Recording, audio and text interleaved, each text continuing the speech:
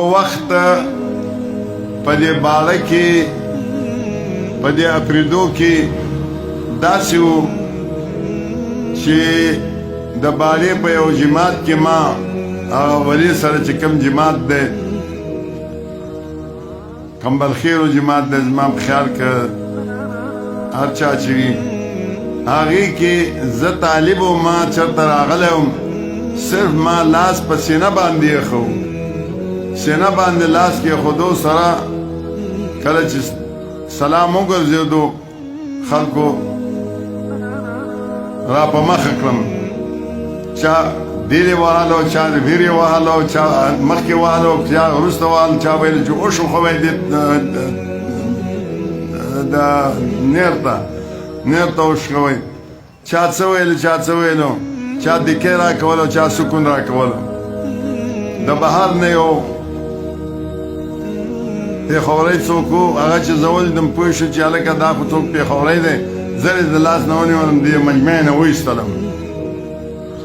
یو حالات داسې و په څه باندې صرف په سینه باندې لاس ایښودو باندې او اوس الحمدلله دا حالت دی د الله ډېر شکر دی د الله ډېر احسان دی چې مونږ دومره اهل حدیث دې ځای ته راغونډ شوي یو او اکثریت چې کوم دی نو د اپریدو ورونو دی زما محترم و معززو دا د الله شکر دی دا الله احسان دی الله سبحانه وتعالی فرمایي لئن شکرتم لازیدنکم که تاسو د دې نعمت شکر وایستلو نو الله سبحانه وتعالی به نورم ترقي تاسو ته درکړي او که دې نعمت شکر مو نه ایستلو نو دا نعمت به درنه الله سبحانه وتعالی اخلي زما محترم و معززو د دې نعمت شکریه ادا کول دا دی چې څنګه الله فرمایل دي چې واعتصموا بحبل الله جميعا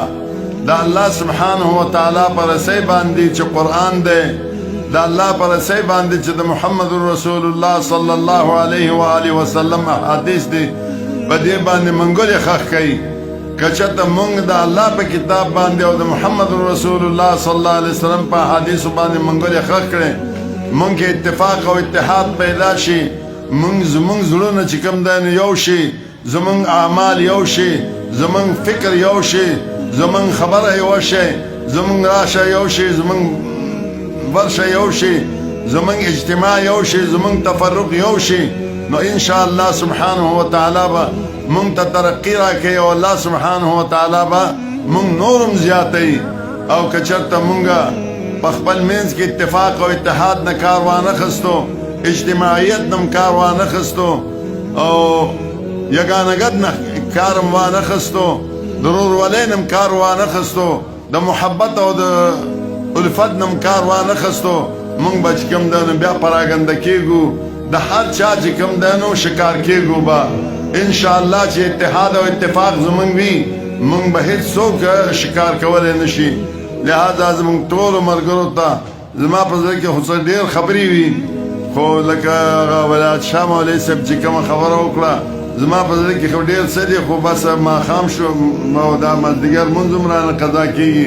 د نورو ورونو هم چې کوم دی نو مونږ نه مخکې لمونځونه وکړو مونږ لا همداسې یو نو دا اول چې کوم دی نو زمونږ ناشکري دی چې مونږ په دې پنډال کې ناست یو ناشکري کوو د الله رسول صلی الله علیه وسلم چې کوم وخت به مانځه ښودلی و هغه وخت نه چې کوم دی نو مؤخر هم کړو الله سبحانه وتعالی دې مونږ ته توفیق راکړي چې د رسول الله صلی الله علیه وسلم په سنتو باندې مجتمع شو سنتو باندې متفق شو په سنتو باندې